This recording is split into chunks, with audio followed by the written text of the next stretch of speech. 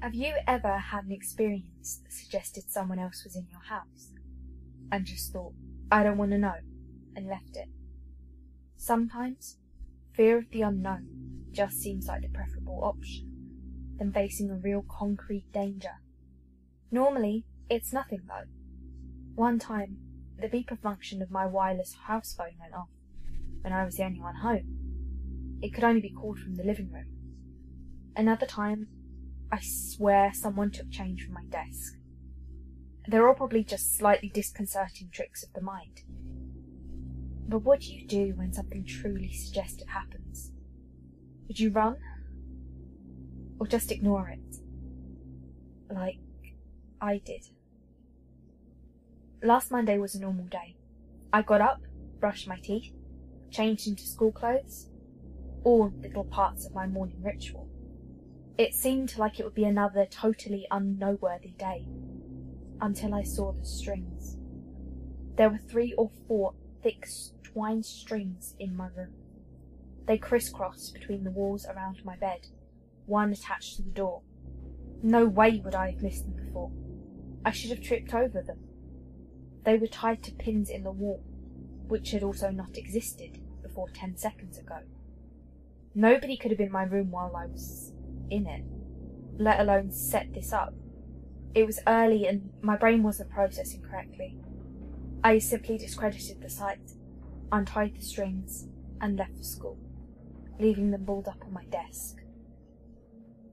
It didn't get any better later. Outside my house, there were hundreds of them, tied between houses, around cars, across streets. This has got to be some super elaborate prank. One of these hidden camera shows, or a comedy improv blog. They'd gotten everyone else to play along too. Passers-by were tangled in them, tying them to objects they were walking towards and away from, as if they had been and were continuing to follow the course laid out for them. I nervously continued my journey to school. On the bus, everyone except me was tied to the door.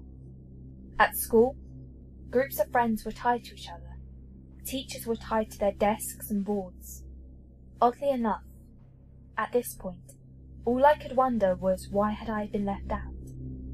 When my friend Lucy sat beside me in first period, she simply plonked her bag down on my lap and rested her chin in her hand, looking right past me to the window outside.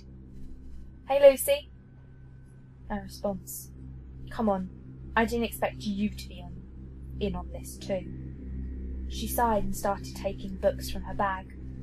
All the books were tied to her hands. I grinned and yanked one of the strings off a book. She didn't seem to notice, instead simply disregarding the book entirely, letting it drop to the floor without a moment's hesitation. I leaned down, picking up her book and placing it back on her desk. She took no notice. "Well, if that's the way we're going to play it." I smiled, trying to look playful, but really just trying to hide my nervousness. I bundled all the strings attached to her together with one hand, and pulled them all free. She blinked, turning to stare at me. "Holy crap, Martin! You're like a ninja or something." "I've been sitting here for 10 minutes. I smiled again, relieved my friend had finally noticed me. "Where did all these strings come from?" she gasped, seemingly noticing for the first time. "I assumed you were all fucking with me." She stood up, backing into a corner. No one else in the class noticed. "They weren't here just a minute ago. Did you see them too?" Her tone made it clear she was genuinely scared. "No, didn't you?" I was interrupted by my teacher slamming the door behind her. Everyone except me and Lucy murmured a good morning, and still, no one seemed to pay either of us any attention. "People have been ignoring me all day," I said to Lucy before turning to our teacher.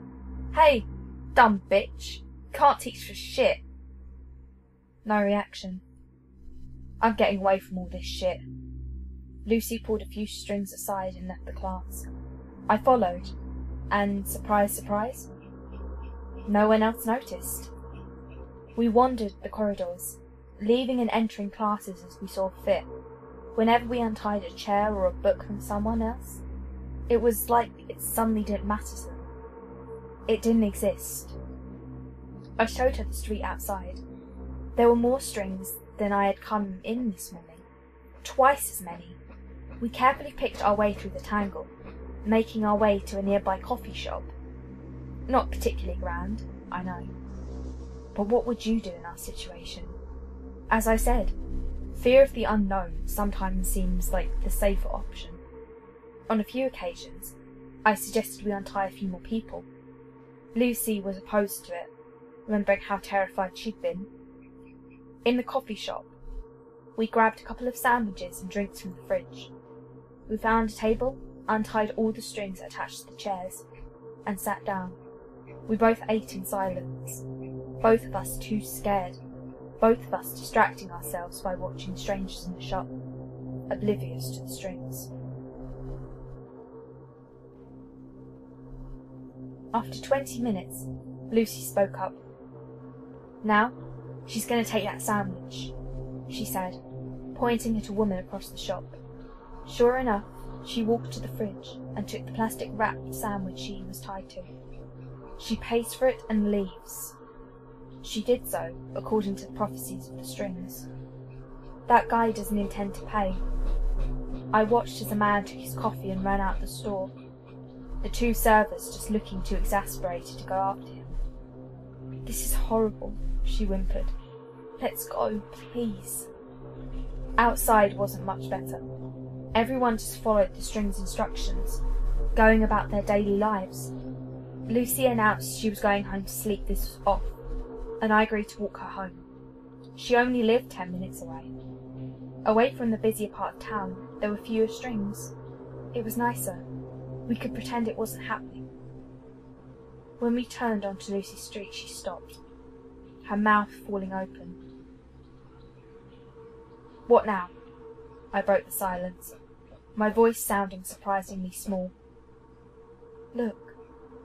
She pointed outside one of her neighbours' houses. I saw it clearly, and I'll take my memory of that moment till the day I die. A little dark imp, maybe 3 feet tall, walking along with its knuckles on the ground, almost like a monkey. It had 2 bulbous yellow eyes taking up about half its face, with no mouth or any other facial features. It was holding a little hammer and a ball of twine, which it was letting out behind it. It walked quickly and quietly from the front door of the house to the mailbox. It stopped, hammered a nail into the side of the box, and tied its string around. It turned to face us, and stopped when it spotted us. My bottom fell out even further than it had been already, but when it stared with a look of surprise and curiosity, you could almost say it was the more frightened one. Suddenly, it beckoned us with its tiny hand. I looked at Lucy. She hadn't moved. I looked back at the imp, which stared at me. I halved the distance between us, and then halved it again. It wasn't the fear of the unknown anymore. It was the fear of this little guy. Didn't seem like anything to be scared of. When I was a metre away from it, it extended its hand. Hi." I shook it. It nodded in approval, blinking its massive yellow eyes up at me. "So you're the one in charge of the strings?" It nodded eagerly. I called Lucy over, but she stayed where she was. "There are more of you?" Another nod. I wanted to ask it so many questions, and what it was and where it came from, but it seemed now I was stuck with only yes or no questions. "Do we even have free will?" It just looked at me, almost sadly. I immediately felt sick to my stomach, and couldn't bear looking at this little monster anymore. I grabbed Lucy, who had been listening to our exchange, and now sat on the curb with her head in her hands. "Come on." We entered her house, and I made her a cup of tea. When I found her in the living room, she had untied her dog, and was curled up with it crying. I set down the tea and sat down beside her. "I'm so scared," she whispered, after a good 10 minutes of sobbing. I didn't answer. I couldn't. "I'm going to sleep," she mumbled, and was under within the minute. Sleep was starting to sound pretty good all of a sudden. My eyes suddenly felt like they were being weighed down. I collapsed to the rug, and the last thing I heard before I fell asleep was the scurrying of several sets of little feet nearby. I felt much better the next day, as if the whole affair had been a dream.